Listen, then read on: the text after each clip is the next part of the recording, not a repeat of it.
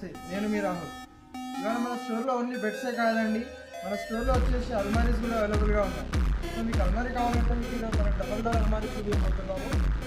Double door అల్మారీ వచ్చేసి మీకు ఎత్తులో వచ్చి 4 feet ఉంటుంది. లోపల అల్మారీ లోపల చూసుకుంటే ఫుల్ స్పేస్ యూటిలైజేషన్ ఉంటుంది.